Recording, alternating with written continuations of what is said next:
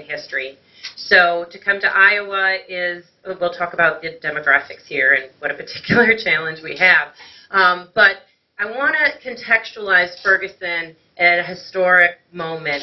Many classrooms that I've gone into and teachers that I've worked with, the students talk about slavery. And then there seems to be this big gap between slavery and the present, right? And so certainly slavery is a powerful and significant part of American history. We cannot talk about America without talking about slavery. But there have been things that have happened since slavery and continue to happen. And I think it's very important that we historically contextualize them. St. Louis, which is where Ferguson is located, where you have people being pushed out of the city over pressures of gentrification and out into the impoverished suburbs, is located on the site of one of the most important race riots that happened in American history, with the East St. Louis race riot at the end of World War I. Why is that important? Because we don't know what a race riot is.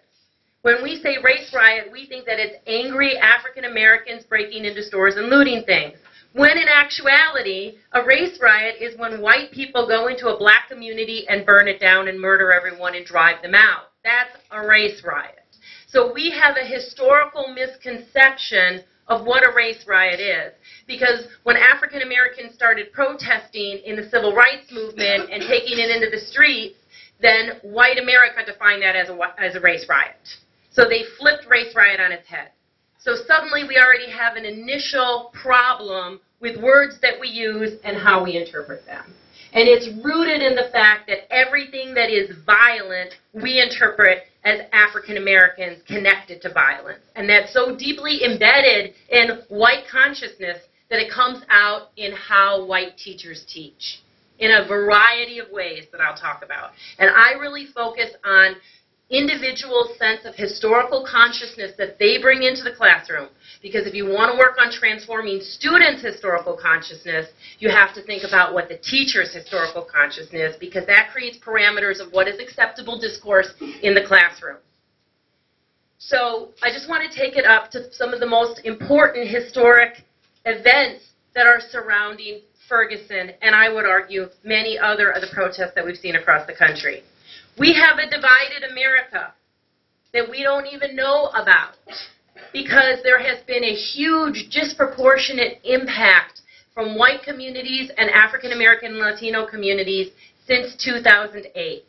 We are living in two dramatically different countries, and most white Americans don't know about it or recognize it. I have a whole series of links on my citations that will help you with this data, but I want to explain it a little bit to you. There was a massive economic downturn that affected people in this country very differently based on race. In 2000, in Ferguson, out of the 5 census districts that make up Ferguson, poverty rate was between 4 and 16%, and unemployment was at 5%. Not great. By the time you get to 2012, those 5 census districts are all at or above 20%, shooting up to 33%, and unemployment is at 13%. The economic crisis was felt in the African American communities. When you look at the poverty levels, in 2000 to 2012, you're seeing dramatic shifts in the poverty levels. By the time you get to 2012, you have 25% around Ferguson living below poverty, which is $23,000 for a family of 4, which is an outrageous. Federal poverty line is outrageous, right? So a lot of times statisticians talk about 200% the poverty line because the number is so low. So at 200% the poverty line, around Ferguson, it's 44% of the population. So you are talking about a community in crisis, and this is not just Ferguson. This is happening all over impoverished suburbs where through gentrification, African American communities have been driven out of cities and into communities where they do not have access to resources. This is a divided country. There has been a crisis that, frankly, white Americans don't even know about. And if we're going to teach, we need to have knowledge is power. I haven't even touched on what was the biggest economic crisis for African Americans with the 2008 downturn, which was the foreclosure crisis. African Americans in this country lost half of their wealth because of the foreclosure crisis. Half of their wealth. This is the largest stealing of wealth of African Americans since slavery. It has happened in our lifetime, under our watch as adults, and we didn't even know about it. If you're going to talk with students about what is going on in the streets today, you need to understand the economic realities that people are living under. I've given you links to a series of reports that I think will be very useful, personal vignettes of how people have been driven out of their homes, what the impact has been to have loss of this connection to the American dream. African American home ownership peaked in 2004 and it has plummeted since. We are experiencing this in the present. It is a historical pattern of racism embedded deep in our institutions. It is not that a few people took out a bad loans. It is that predatory lending institutions targeted African American communities, and not just impoverished African American communities, but the statistics show disproportionate impact, dramatic disproportionate impact across all income levels in the African American community. Wealthy African Americans have been driven out of their homes. The loss of wealth is devastating. It is not that the courts don't work. It's that the political system is working. It is working to take wealth out of the hands of African Americans and funnel it into the hands of wealthy bankers. The system is working. Perhaps we don't like the system, but the system as it is set up is not broken. I understand it's a controversial thing to say. But we're talking about racism. It's a system that functions for some people. Now, the number of bankers that have gotten wealthy off the foreclosure crisis is a small number indeed when you look at the society as a whole. But the number that it has impacted across the society is huge. So what does this mean when teachers walk into the classroom? In Iowa, 82% of the students are white. 9% are Latino. 5% are African American. The rest are across the spectrum of multiple 2 or more identities. Over 99% of the teachers in this state are white. That's 2013 data. I have that report available on my statistics. That means that you're talking about white teachers teaching race to mixed classes. So how's that going to go? This is our challenge. This brings me to the issue of historical consciousness. Historical consciousness is how you identify who you are based on your own sense of history, your own experiences in the world, and how you expect your experiences to be in the future. Every single one of us has a sense of historical consciousness. And we as teachers are working to develop our students having a more accurate and empathetic sense of historical consciousness, which means we have to come to terms with our own. I can't tell you how many classrooms I've been in where teachers use us and them in racialized terms without even acknowledging it to themselves. We're talking about institutional power that people are not aware of. Once those dynamics are created, you've marginalized and silenced students. I have 2 interesting reports up on my links I would encourage you to look at. One is about how African American girls are disproportionately affected by discipline in the schools. Very harsh discipline, which has lifelong impacts on their ability to gain economic independence and success. Black girls are treated differently systemically by teachers than white girls. Very differently, unconsciously by teachers. If a white girl speaks out, she has something interesting to say. If a black girl speaks out, she's a discipline problem. This is our own internalization of racism that we are not even conscious of, that teachers are carrying out every day in the classroom. So if you want to encourage your students to have a long, hard discussion about race, you have to think about how your own historical consciousness is going to come into play to respond to them. There's another particular study that's been done in California about long-term impact on how African American boys are criminalized every day in every aspect of their lives. How can you create a good atmosphere of learning when you have already decided that a child is a criminal? I can't tell you how many schools I have been in Iowa where I have watched teachers look at the brightest, sharpest kids who are making systemic critiques, who are calling out challenges to the teachers, who are pushing the boundaries of discussion and say, that kid's a problem. In my mind, that kid's a success that the teacher can't keep up with. Right?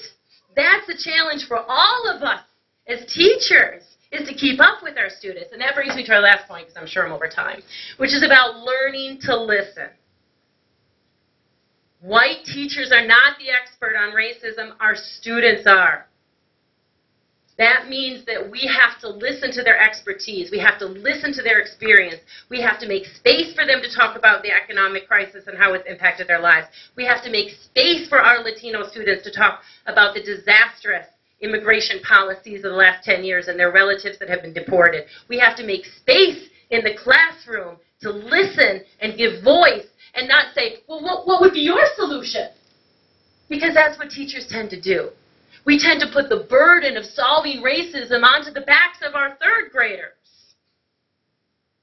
instead of teaching them that it's a system of oppression, that it's bigger than them, that they're not personally responsible for it.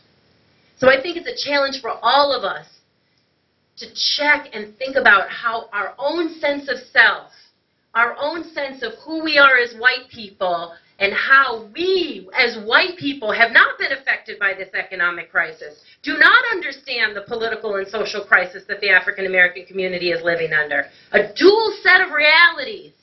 How do we take that into the classroom and learn from our students? How do we develop our own historical consciousness, and how do we help the students develop theirs? And I will end on that by giving an example of how it can be done.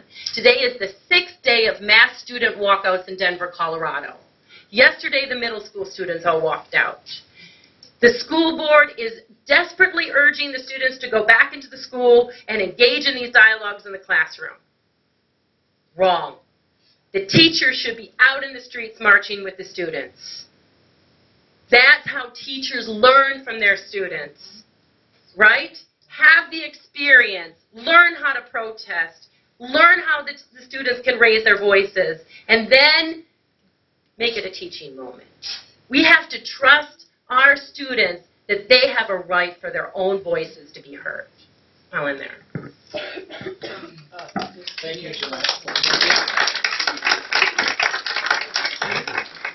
Needless to say, with the class you got, your presentation was well. I'm from St. Louis, and you covered the history of but you covered that very well.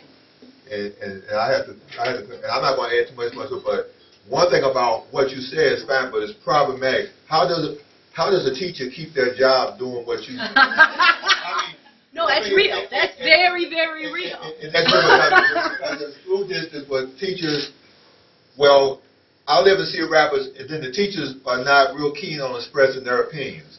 They're not really keen on doing it because of the threat of their... I really appreciate bringing that up. I have teachers that come to me all the time. The phone calls from the parents, the pressure from the principal.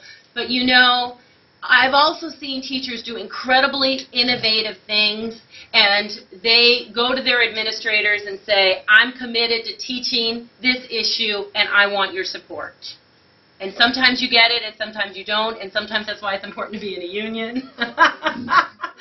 But the reality is, in Ferguson, they did not allow discussions of the issue when it all began. They banned it in the school. Okay? This is how powerful these discussions can be in the schools, and how necessary it is to shut it down. And teachers are supposed to take the brunt of that fear. I would suggest that teachers should either go to their administrators and go to their unions and say, I feel that I have to take on these issues. I want your support. It's a real problem. As a matter of fact, I'm going to say this. My sister-in-law runs the juvenile facility in St. Louis County, and she said there was a problem between and there's a school inside that facility, and there was a problem about whether they were going to discuss what's going on in Ferguson. And what she told the principal, said, look, it's going on. We can't ignore it. We have to talk about it. Thank you.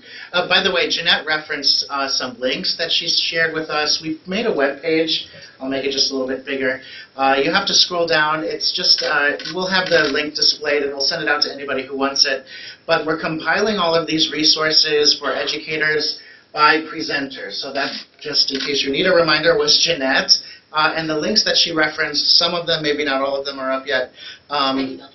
are here, and they will continue. We'll continue to grow this website. Again, not just about teaching Ferguson, but sort of about these bigger issues of race, racism, the other isms. Was there another question over here? Okay, I thought I saw it. My hand. All right, very good. I'm going to introduce Kate now to talk a little bit about some of the topics that she plans to address.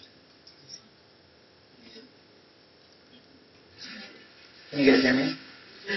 Hi, my name's Kate, and I am writing a dissertation on teachers in Honduras and how they deal with government oppression and police militarization of their communities and their schools.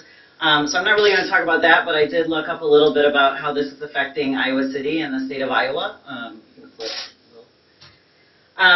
I think one of the things that's hard to convince teachers in Iowa sometimes is like, why does this matter to us? I'm in Iowa. Does this even affect us? You can flip it. There are two really important laws that are really relevant to even just Iowa City. One is the SCOMS, and this actually the government just got rid of it last week. But it was since 2011, local police forces have worked with the federal government to turn in people who get fingerprinted to the federal government to see if there's an immigration problem. And Iowa City a couple of years ago, I'm not sure if you remember it, was working on trying to be a sanctuary city where the local police would not work with the federal government, and I don't think it ended up passing. And so that's really dangerous for a lot of communities when you've got police officers who are supposed to be protecting your community, and you can't call for help because you might be at risk to even, call for help because you might end up getting fingerprinted, and then all of a sudden something very small turns into a deportation order. So that's the first way that has affected Iowa City. In 2011, there was a lot of rallies. There was a couple protests in front of the county jail and things like that. And the other new program, this is since June, is called the 1033 Surplus Program. 1,119 weapons and materials have been given and donated, I guess, to 220 law enforcement programs in Iowa. $4.3 billion of military equipment annually. Now this would be nationally, and you can flip to the next picture. So these are two, they're not called tanks, they're called MRAPs, Mine-Resistant Ambush Protected Vehicles. The top one is in Washington, Iowa, which is just a little bit south of here, and the bottom one is here in Iowa City. So I don't know if you've seen it on the streets or not, but you can imagine I've had a lot of talks about what does military or militarized police in communities do? Well, I mean, not only does it make people fearful, especially if you're distrustful of police because you have this historical relationship with the police and with law enforcement, but it also puts certain communities, especially communities of color, under scrutiny in which otherwise they wouldn't be, and then it leads to more arrests and then more long-term issues like that. And so I would say the reason, one of the reasons this matters to teachers in Iowa is because this isn't something that's not happening here. This is like right in our backyard, actually, in our town and community.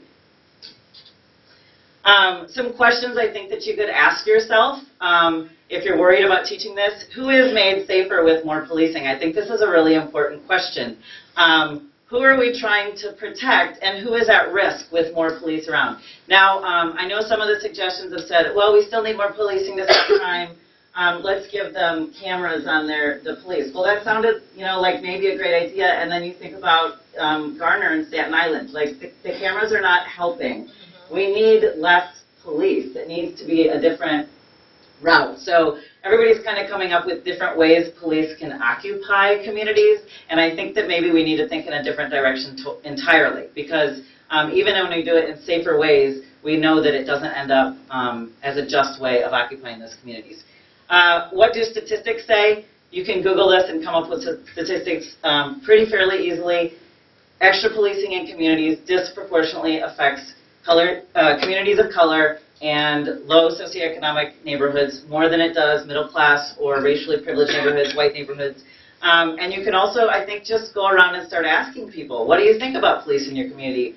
How do you feel about the cops sitting there at the end of your street every single day and pulling people over for, I don't know, broken taillights?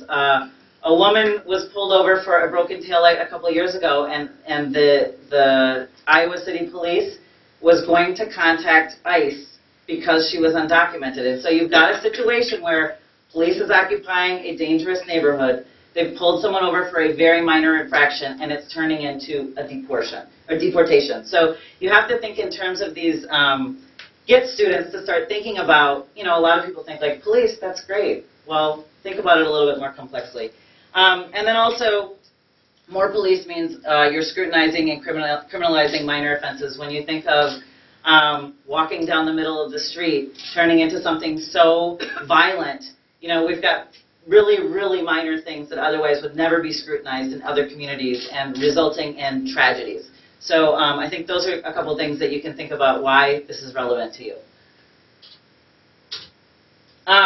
So what can I do as a teacher and what can I do in my classroom? I don't know if I have another slide or not. Yeah, I guess I do. First of all, I think you need to remember that you are there to meet the needs of all of your students. And so that means, number one, that you need to be in solidarity and educate yourself about students who are marginalized. And you also need to meet the needs of students who are in those privileged groups, and you need to push them to start to recognize their privilege and act on it. I think it's so hard to get teachers, I often hear teachers say like, oh, I don't really feel comfortable talking about this, or I don't know how I will react, or something comes up and I'm not sure. Well, you just have to keep, pushing. You have to practice. You have to have these conversations with your students, because if you're uncomfortable about it, then you've got kids who are going to be uncomfortable about it, and you have to keep pushing and having those conversations. This is that Howard Zinn quote, you can't be neutral on a moving train, and I think this is so important for teachers to remember, is that if you just say like, well, I think you kind of mentioned it, well, what do you guys think? Well, like the classroom might kind of talk about the dominant narrative, and so you're not being neutral by allowing them. You need to prompt them to examine privilege and challenge them to push past it. Working through it. So like I said, I have a lot of students who say, I feel uncomfortable teaching about race. And I always think of this Audre Lorde quote. She said, I can't believe that English teachers are saying this when you feel comfortable talking about Shakespeare. Like, what do you have in common with Shakespeare? And it's so true. What do you have in common with Shakespeare that you cannot teach about race and have these discussions in your class? Of course it's uncomfortable, but you're allowing yourself to have this conversation about someone who lived 500 years ago and not feel that discomfort. So whenever I think, I'm starting to feel uncomfortable with this topic, I don't know if I want to do it, I come back to that quote and I remember, okay, this is my job. I have to prompt these discussions. And then I think the most important thing is I think you really need to educate yourself. I think it's really important to seek out blogs, get on Twitter, get on Facebook, and follow people with different opinions than yours and from different backgrounds, and challenge yourself. Feel uncomfortable about it so you can move past these and that discomfort and have those discussions with your classroom. So that's all I have, and I think maybe for questions and answers afterwards, we can go with that. Yeah, does anybody have any questions right now immediately? Yeah, Chris.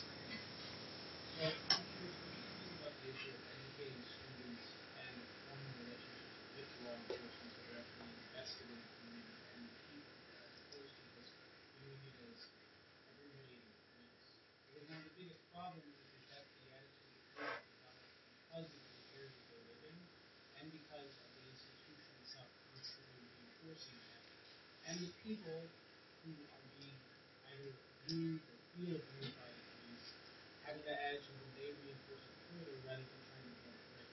How would you build a bridge between those two groups? Because if the police become invested in you as humans, as fellow people, you get a very different reaction. So can you sort of repeat that question a little bit? Sure. Because it was sort of hard to hear you up here. I think I got most of it. Did you get it? Yes, you're asking how and if I think schools should maybe try to bridge the gap with the police departments. Is that kind of what you're saying?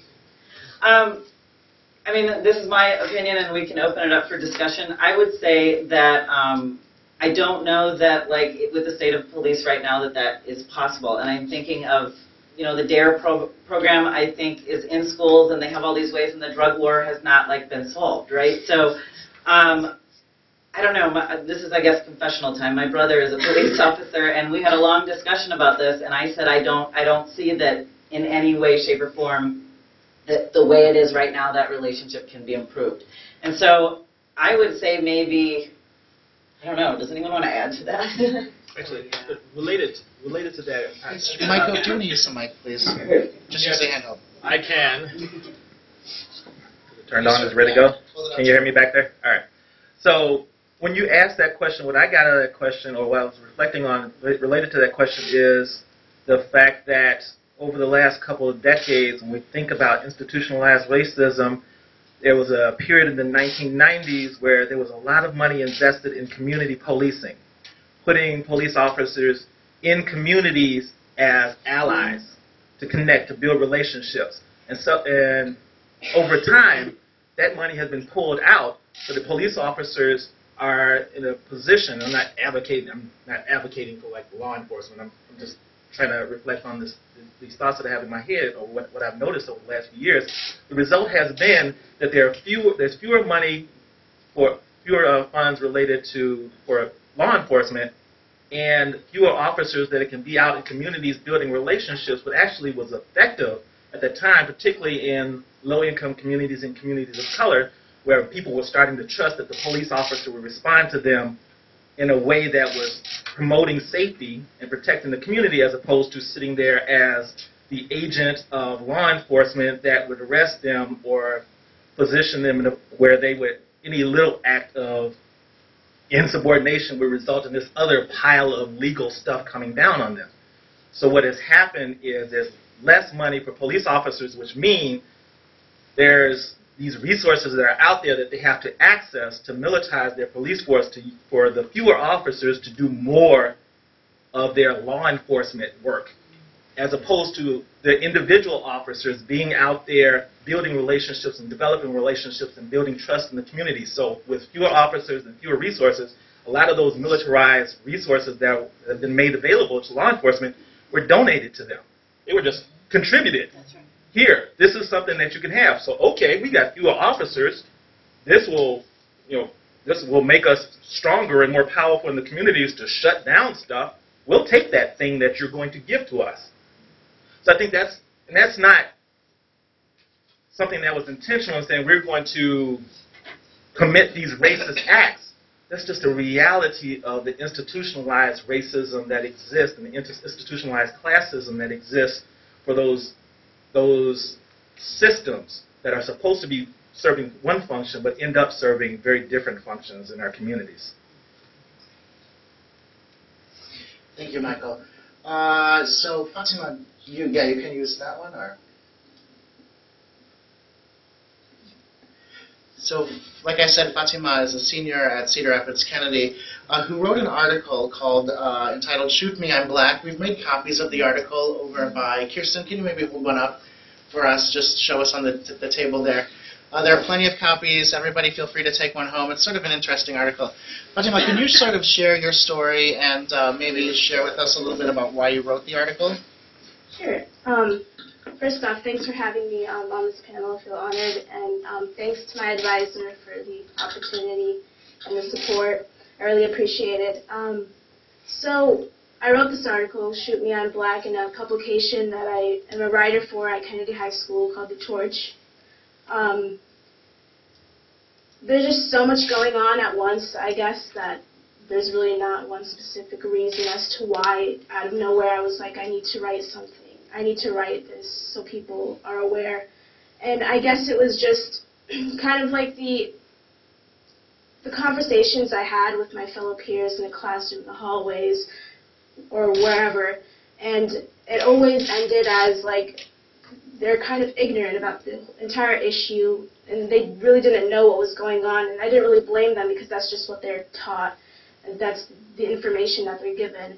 And so when I'm talking to them about the issues of Ferguson, they're like, well, why does it really matter? Like, why are you making this such a big deal? Like, it isn't. Like, so what? It's a black kid. Like, who cares? And that just really hurt me. And I feel like emotional ties with this whole entire issue. And as a student, I always find myself in a classroom, majority white, the only person who is of color. And not only that, but I'm also Muslim. So I've dealt with these issues pretty much my whole life. And so writing this did come out of nowhere, but it was mainly so that, it served the purpose of to spark the conversation of that this is an issue. You really should care about it, and it affects a lot of people. And so it was published, and I like before, as I was writing it, I guess I didn't really think much of the feedback I would get after writing it. I thought, you know, people would agree with me because I'm speaking the truth. Like, this is an issue, and there's something needs to be done.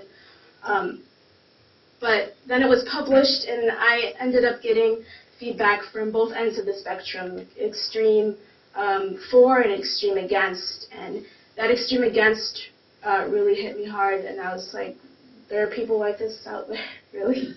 Like, I just didn't know. And so, I mean, if you don't mind, I see some floating around, but just in case, I don't think everyone has a copy in front of them. So, if you don't mind, I'm going to read some of it just to give you a background. And Janet and these panelists have already touched on most of the points that I wrote in this article. So, got kind of like a summary of what you really said, and it was well said, by the way.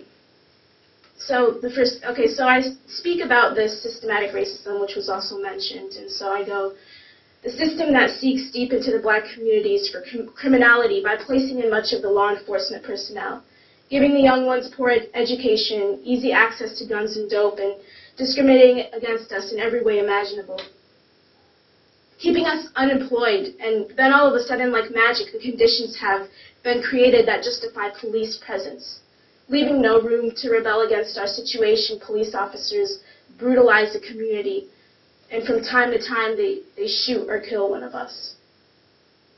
So that all ties in with this whole systematic racism, and so Michael touched base about it, and Janet did as well, so it's kind of just a summary of this whole issue, and that's what I felt at the moment. And writing it, and after it was published, my hope was that people would soon realize that, I mean, after sparking conversation, that something should be done inside the classroom and outside the classroom, so that students, not just like myself, but the rest, mainly the white ones, had an insight of what was truly happening and the history and everything. Can I ask a question? Yeah, Have your sure. teachers talked to you guys about what's happening? Like, is it something that's coming up in discussion? And if so, how is it coming up in discussion in your classes?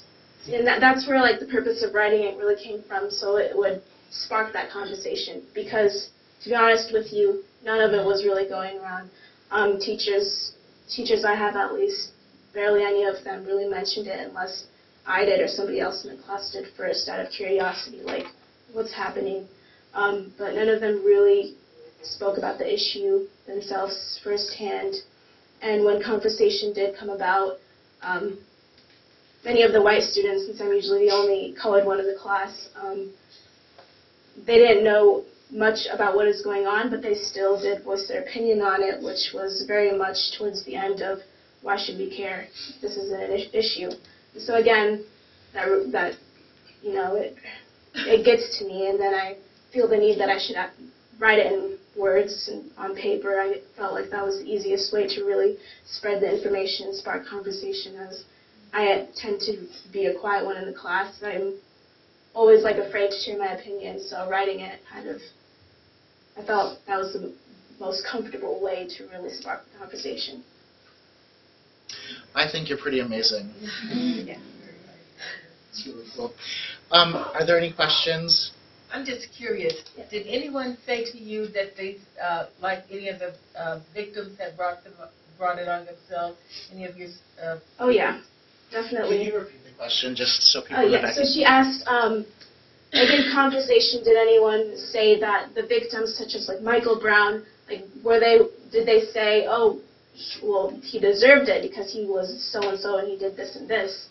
And yes, that happened. That was said all the time in every conversation I am speaking out about Ferguson. And they say he deserved to die because he was committing a crime. I'm not sure what crime he was committing other than the fact that maybe he was black walking in the streets of St. Louis. I mean, that's obviously a crime nowadays. But it did come up, and I took it in a way not to offend anyone, but I spoke the truth. He didn't deserve to die. He deserved to be in school right now, college, freshman, getting an education just as much as we are. He didn't deserve to die. And if he was a part of this shoplift at the gas station, they still say, like, that still does not deserve 7 bullets, 2 in the head. And Trayvon Martin, when I started a conversation about that, they say he also did deserve to die. So I'm actually going to jump to the end of the panel. Cassie, some of the things that were said, we're hearing words like rebellion, riot. This is actually an area of your research. Can you sort of talk about that and help us make the link to like classroom practice, right? I know one of the challenges that classroom teachers have right now, I think, and at least we encourage you to take this challenge, which is to sort of counter some of these images, right? Calling what's happening in Ferguson or Staten Island riot rather than a protest, right? So, like, how can teachers sort of work with this notion of rebellion or protest, etc.? Can somebody pass a mic?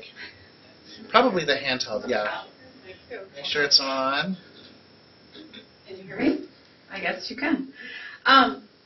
Well, it's kind of a hard place to figure out where to start. But I'll say, so here's the place where we might begin. When you're thinking, when I study the educational context of campus-based activism, so my work largely is around higher education, but I think the lessons that exist for that context are easily translatable to a K-12 context. So I'll situate it from that perspective. One of the challenges I think so what I focus on are kind of the mechanisms of social movements and how groups organize, mobilizing groups, targets, tactics, framing, claims, those sort of kind of strategic behaviors that organized groups engage in. And one of the things that I think is especially interesting in a higher education context, it's a unique context for social movements because it's an educational institution.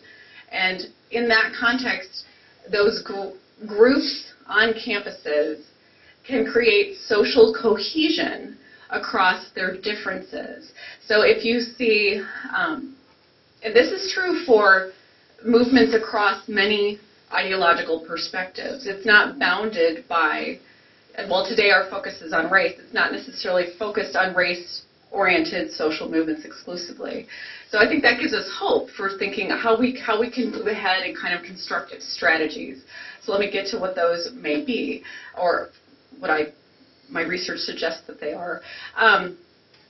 So when we look at alliances, one of the things that teachers and communities need to focus on is how can you turn the mundane into the profane? And this is about meaning. And much of the way that you were describing with your essay is that trying to bring kind of organic meaning out of routines, whether it's art or whether it's essay or whether it's prose or whether it's conversation, that's a first point to get students to try to spot where are the contrasting meanings. That's one of have them be good observers of the phenomenon that's going on, to look at some of the pictures of what's going on in Ferguson or what's going on in New York or in Berkeley or in Denver, and try to say, what are the contrasts here? What's one image juxtaposed with the other, and how can we make sense of those things? So that's one start. The other thing is to also empower them with the research skills that is our bread and butter as educators. How can we help? So what I've found in the educational context of campus-based collective action is that the folks who are doing the heavy lifting help carry the movement and help make sense of it, meaning graduate students have often been the ones who are kind of making sense of the movement. They're following the lines of injustice. They're investigating the social structures. K-12 students have the same capacity to do that in their own developmentally appropriate way, to kind of find the roots of the problems, keep asking the questions. So if you're worried about loss of employment, let's say, as a teacher, by aligning with them, which is a legitimate concern, the resource that you have that the students need is to make sense of these social structures and to unravel the assumptions, and how they can do that by looking for content, for resources that probably may not exist in their formal text that you're teaching. So that's the resource that you have that will help them empower themselves and find their voices and begin to have a critical conversation about it at whatever developmental level they're at. The other thing that is really instrumental for is to moving them beyond all of the pressures that they encounter time and again around categorizing the world in crude binaries. It's a black or white world, or it's a good versus bad world. It's you broke the law or you didn't. And the reality is that just from looking at the panel, when we're talking about identity, we're talking about history, we're talking about policing, there's already so many complex layers to it that takes the issues just beyond a binary, and students struggle with seeing that. And so the resource, again, that you have is helping them research past the binary to help see those multiple layers. And what that takes them to is the substantive mechanisms of social change and social actions. For social cohesion and collective action to unfold, you need to have a diagnostic, prognostic, and motivational claims making, which means you have to have consensus around what is the problem, what is our solution to it, and why do we care. And so having those resources. Is this better? Okay. Having those resources to begin with enough information to kind of break it down, it will help cultivate social cohesion, and they can start engaging in discourse at their appropriate developmental level about these things. Let me see if there's anything else. I would say there's hope, and we should expect more if the past is prologue kind of thing. Denver is just a start.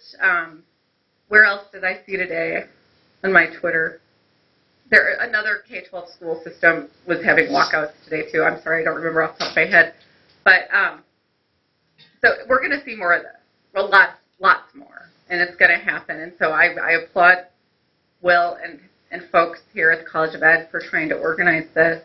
The extent to which we can kind of use education as a conduit, which is what it's primed for, of building these alliances, can be our unique capacity and our unique contribution as educators to the larger social structures and the social problems that we're trying to all get at. Because there are many reasons in prior social movements where there's a huge distance in time before movements start to intersect. And that process is set up quite dramatically within the context of educational institutions relative to other contexts for the same social movement. That's sort of a perfect segue. Michael, do you want to take that and run? Just in terms of talking about educators as change agents. I think this thing. Just press the black button. Press. That's it. Got it. All right, thank you. I work better when I have access to my hands, or I talk better when I have access to my hands. Yes, when I was invited to be part of this panel. Actually, Michael, something's going on with that mic. It may be some sort of interference. Go ahead and use the handheld one. You're going to lose one of your hands. Sorry. Okay, so I won't be as articulate now that I have less access to one of my hands. So when I was invited to be a part of this panel, one of the things that I thought about was what do educators need? What tools do educators need to actually do this kind of thing or have this kind of discussion in the classroom? From an educator perspective, of having a curriculum, but also having to focus on the core curriculum and the academic stuff that they're being required to focus on, and when does this come up?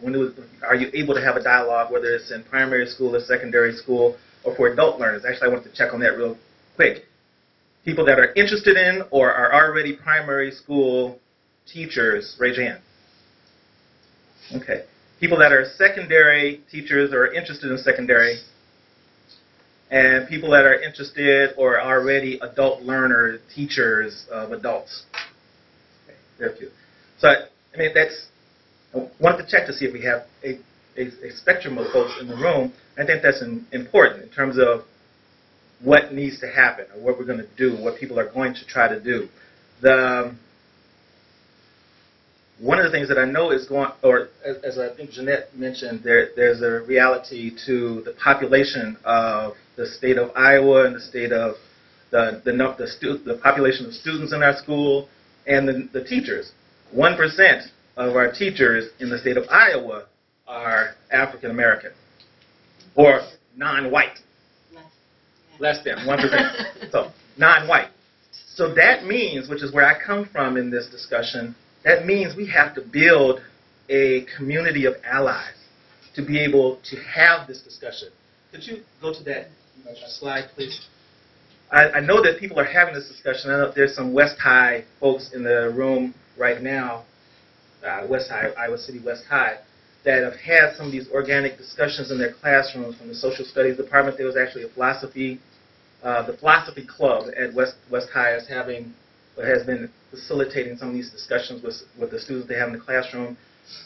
I checked in with City High, and there's Tate High School in Iowa City. I checked in with them to see, what kind of discussions that they were having.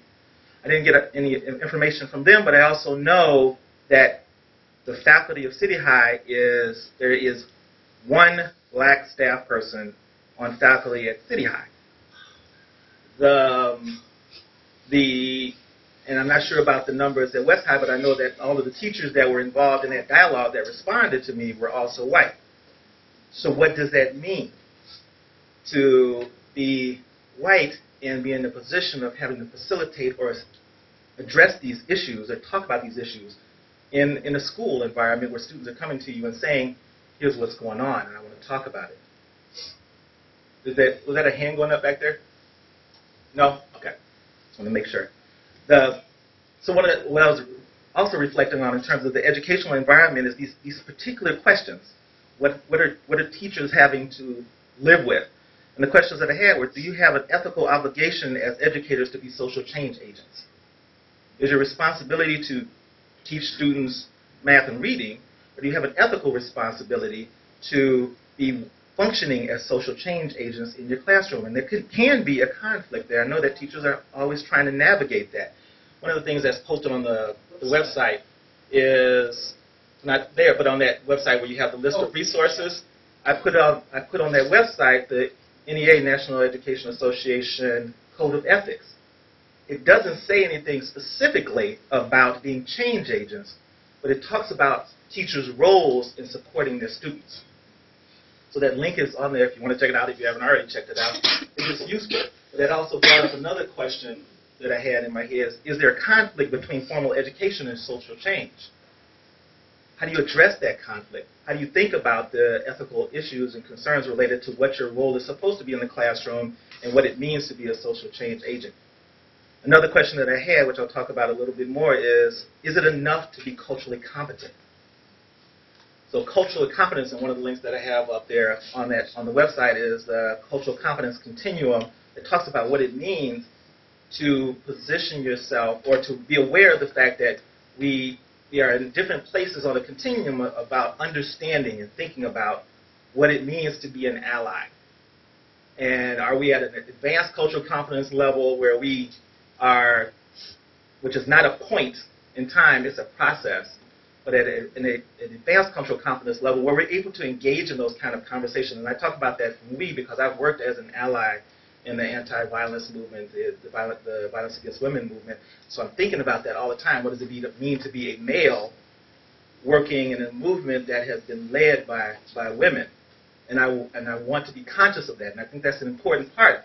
And thinking about what it means to be an ally is, what does it mean to be conscious of the things that we want to do or feel like we have to do to support our students in the classroom? So to go back to that slide again, people have mentioned some of the things that I had on the slide, some of the things I talked about. So what are the 3 ways that we can come to a discussion about with youth and adults as educators? And there are probably others, but I kind of organize it in these 3 ways: is teaching critical thinking. If that's our role, how do we do that? What do we need to be able to do that? Kendra had mentioned, right at the very beginning, she talked to us about taking encouraged us to take a deep breath, to be prepared for this difficult discussion. That's an important thing. Taking a breath has real physiological power. So if we're sitting in the classroom, being able to encourage our students to be calm, there's a value for that, to being calm, not taking away that anger, but being able to translate that into righteous anger. And then as I get down to the bottom, what does it mean to be to be a teacher through that social justice filter? Translating that anger that they might have, or that fear. For a lot of our students, and particularly our black male students and our Latino students, there's a fear associated with it, but because men are taught to see the world in a certain way, it comes out through the anger fear filter, and we're ready to fight. But there's a fear that's underlying that. The fear of law enforcement, the fear of the power structures that are around us, the fear of school. So how do we think about going through that social justice filter of supporting young people in breathing, and taking a breath, and being able to sit in a dialogue about what's going on in their worlds, and to be able to really talk about that and understand that and appreciate it. Then I also included on there teaching through a culturally competent filter, which several people have mentioned in terms of understanding. And I think that's part of one of the most important things, is really understanding where all of our students are coming from in the dialogue. Our white students, where they're coming from, understanding multiple perspectives of where everybody's coming from, where the white students, where the Latino students, where the black students are coming from, and how they engage in the discussion. We all come at things from very different perspectives, and how do we work together to facilitate that dialogue around the important issues of the day. So I wanted to at least put that up there to give some ideas, how, at least some thoughts about how do we come into engage the dialogue, engage the discussions, as educators, recognizing that there are complex issues that teachers have to navigate, and conflicts, whether it's related to the code of ethics or related to their job performance, or making sure that they get student achievement where it needs to be. But I want to share that. I'm going to turn this over to a clip, if that link actually works down there, that talks about what it means to be an ally. The link that was on that page, the bottom of that page there, in terms of looking at things through a social justice filter. If you push pause on that real quick. That's a commercial. Actually, you can go through the commercial. Looking at things through that social justice filter, which I think is possible as educators in our classrooms, even if we don't have to set up a curriculum, a specific curriculum for addressing the issues in the classroom. Being our overall curriculum can allow us to be social justice agents, even if it's not, even if there's a conflict between telling students to do something or just being neutral and having students talk to you, but doing it in a way that opens up the dialogue and facilitates that discussion, so people that are afraid, scared, feeling shame actually have a place to discuss the things in a place where they wouldn't otherwise be able to have that discussion. I'm going to ask you to flip back again before we do. What is that? Okay. But one of the things that, if there's a curriculum that's going to be designed to be able to have this discussion, I think it gets back, I'm sorry, what was your name again? Cassie. That it can come back to, how do we teach students how to advocate for themselves? Whether it's in the school or whether it's around bigger issues outside of the school, how do we teach students how to advocate for themselves? That's an important skill to have as a student and as they get into their employment worlds. How do we teach students how to think strategically about it? So strategically about how to take action, how to do the things that they need to do or want to do or feel passionate about. Turning that anger or that fear or that whatever it is that they're feeling that can make them feel hopeless and shut down, turn that into something where they feel empowered to do things and create change in their communities. I think that's an important role for teachers, and there's a way to put that in there, that discussion that is not in conflict with what the more concrete goals might be or immediate goals might be in the educational environment. Now we're going to flip back to the ally. So I talked around this a little bit, but I think in this, after we get past the long-haired person that's... It's a white horse. A unicorn.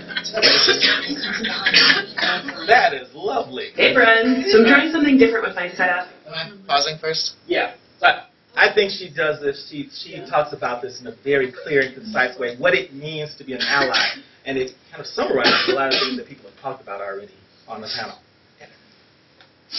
And I don't know if it's working, but you will deal.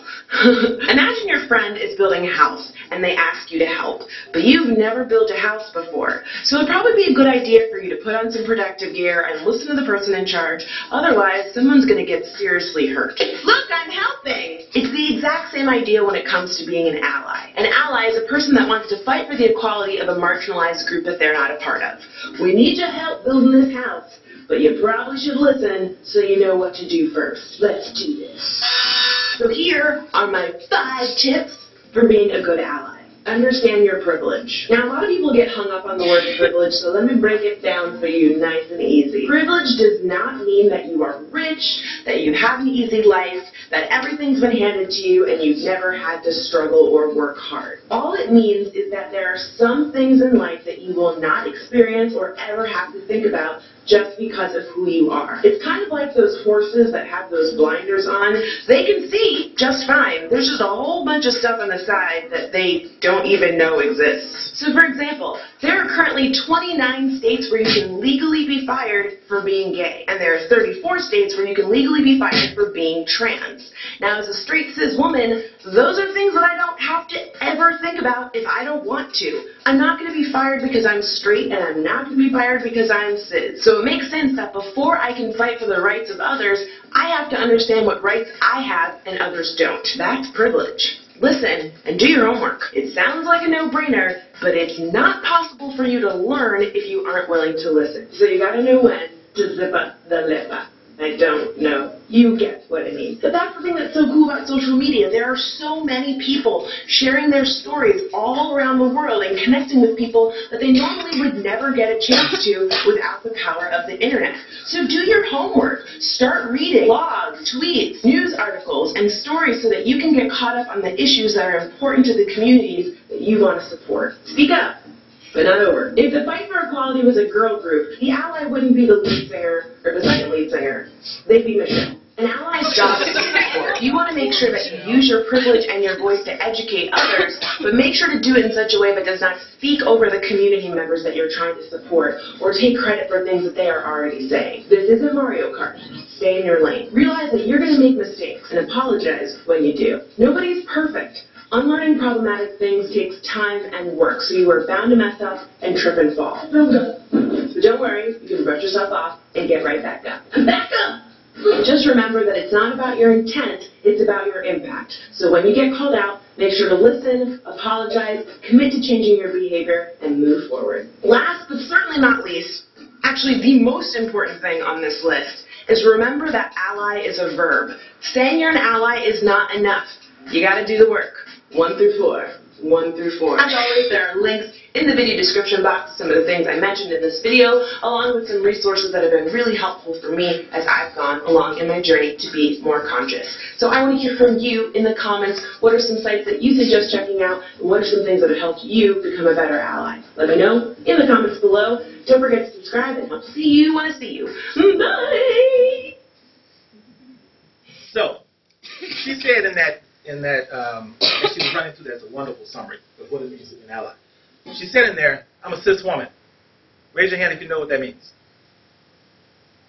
That's good, more than expect, but there's some people that don't know what that means. That's part of understanding and listening. Getting that information that you need, even if you're not putting it in your curriculum and spelling stuff out in a way you get clear goals and objectives related to this educational environment that you're in, at least understanding the conversation that young people are having enough to be available to them when they come to you. Knowing what cisgender means, knowing what it feels like to be an African-American male coming from inner city Chicago, St. Louis, or Minnesota with all the trauma and the post-traumatic stress that's associated with that, to come into an environment like Iowa City and be in a position where you're responding the way that you did in the community where you were in survival mode all the time, to people that might not be a threat to you. And what does that mean for them? Being able to understand that, to really understand that, is important to be able to sit there, sitting with compassion and empathy as those discussions come up and not be dismissive of that dialogue. So, thanks, Michael. Do you want to just pass the microphone to Chris? Thanks, Chris. Do you want to talk a little bit about your perspective? Oh, I'm sorry. Yeah, questions. I have a question. A lot of the discussion that has gone on tonight has dealt, in some ways, has dealt with white teachers dealing with their students of color. So my question is, would you offer any advice differently to an educator who is of color teaching predominantly white students? I forgot to say something about that. I don't get to talk about race in my school or in my environment because I'm a black man. That's the reality of how I exist in the world. I mean, I can talk about it, but I understand that other people are going to hear that through a different filter. Just because I talk about it or I advocate for a certain position because of how I physically present myself, it's received differently by people in the environment that I'm working in. That doesn't mean I can't have the discussion, but I have to be aware, and that is not a good thing or a bad thing, it is just a thing.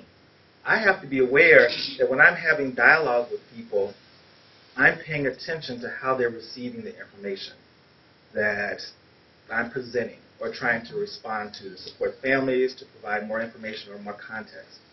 That's what it means for me to be a black male in an educational institution that is 99% white.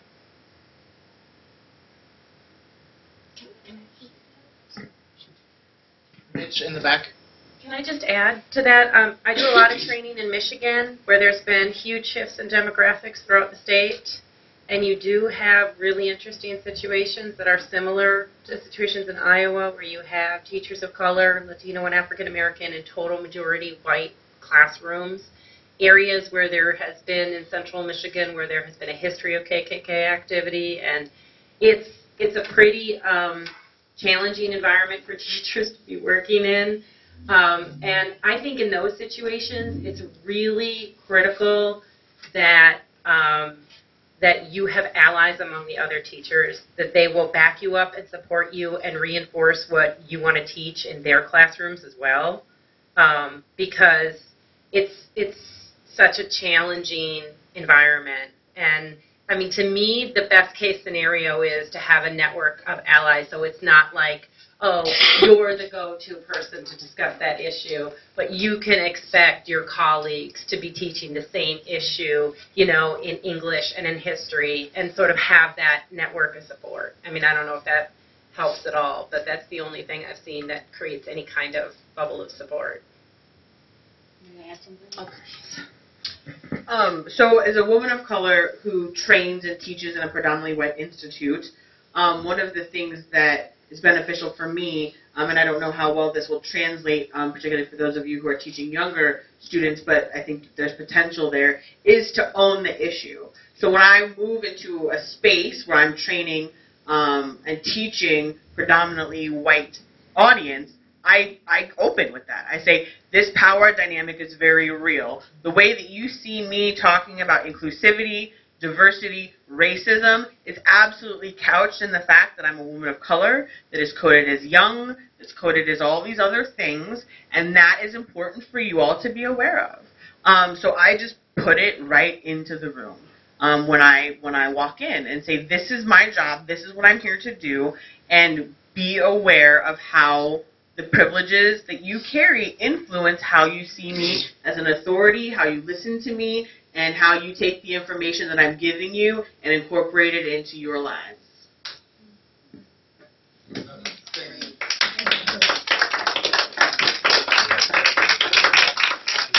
actually one of the West Side teachers that Dave was talking about, and I teach AP US history, and I just want to make a few comments. A couple of things. I hope that if you keep doing the dialogue, I hope maybe we can get teachers that are actually in the classroom on the panel too, because I think a lot of us are doing some great things as well. Trying to work with the students. Fatima, I wanted to thank you for your essay because it's a very powerful as a teacher. I would have loved to have had you in class. in AP history, we try to make this connection. I agree 100%.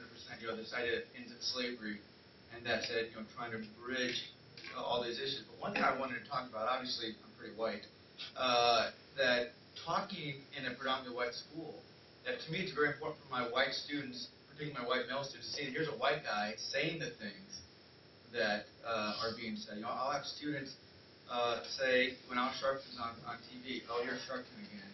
It's the same old stuff. But if it's a white teacher saying it, some of my students stop and pause a little bit and saying, what is this white guy with the privilege?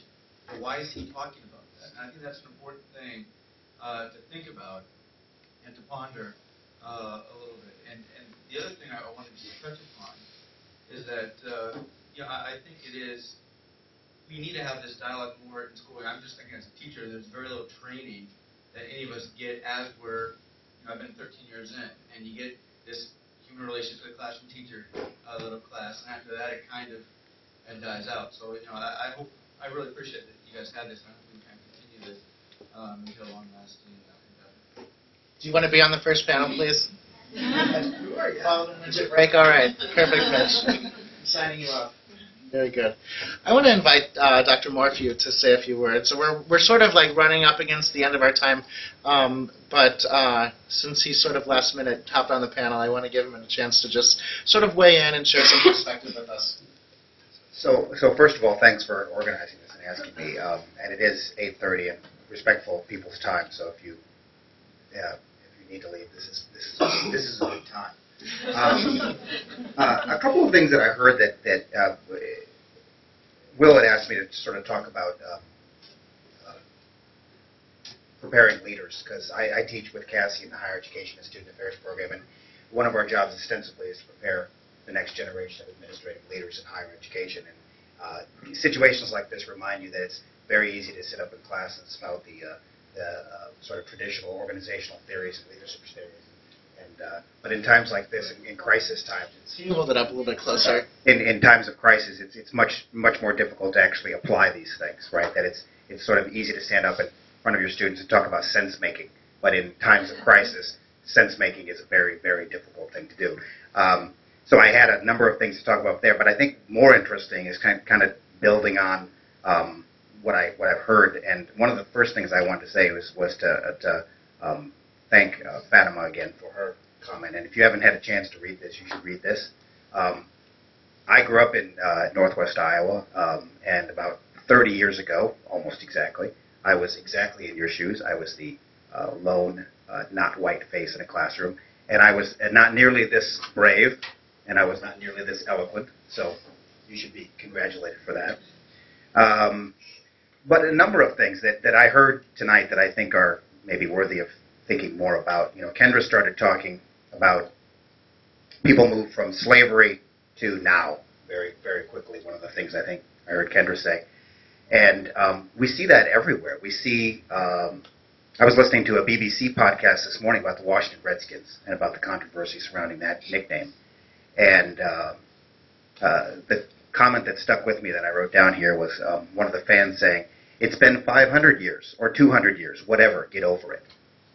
And that connects to, I think, to what we can teach the next generation of leaders and the next generation of teachers about this, which is, I think you can't presume to understand what Kendra and some of the other panelists have been talking about in terms of their multiple realities that guide people's understanding of this. And one of the things I would encourage leaders to do, and by leaders I mean classroom teachers as well, is when they're engaging in sense making, and I think that was when Kate was talking about not just letting the sort of dominant theme in the classroom dominate, is to make sense for your students of what this means. And this is providing this panel is a good example of that. Some of the things that Nick talked about are good examples of that. And that means that you don't provide answers, but you do provide space and time, organizational resources to help people think through these things and to make sense of them. And as a leader, you can help make sense of them, not just at the moment of tragedy, at the moment of crisis, but you can help make sense of them in between, in the interim times. Because one of the things that Nick said when he got up here at the beginning of this is people think that he has a lot of power as dean. But the reality is if people don't respect the leader, whoever that might be, dean or otherwise, because of how they act in between the times of crisis. Then when the crisis occurs, when the KKK effigy is put up on campus, when someone is shot, when someone is raped, then it doesn't matter what you do, because you haven't built up the political capital and the goodwill in between.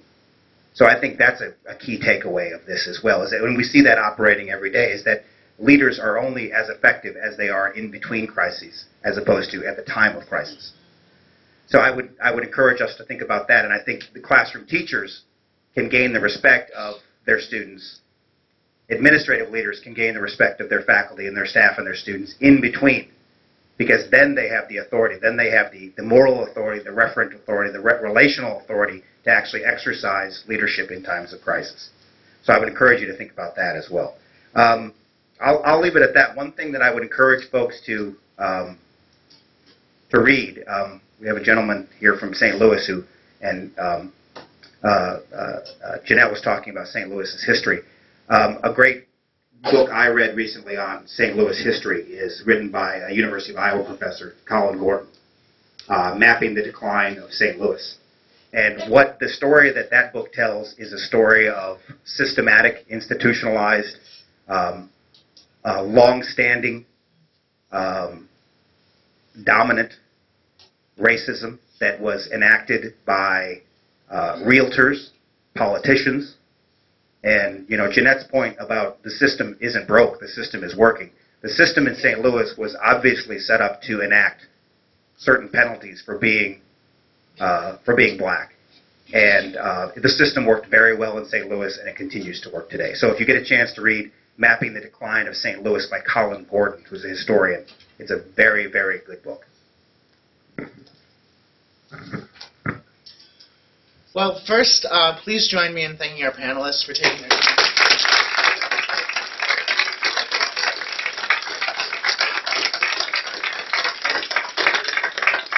Also, thank all of you for coming out tonight. These conversations are never easy. This is just the beginning. You may be thinking to yourself, we've heard this before, but I really promise you, from the college, from the Teacher Leader Center, we're continuing this work next semester. We'll make this, the information as we get it, available on our webpage. And if you have any ideas, I think that there's something sort of, there's a need for this democratic process, right? So if something that was said tonight sparked your interest, or if you have an interest, or if you have a topic that you think we should explore, please come see me after this meeting or email me afterward and let me know. We're happy to work to develop workshops that the community needs and that are relevant. So again, thank you panelists, thank you Nick, thank you everybody for coming tonight. Take care.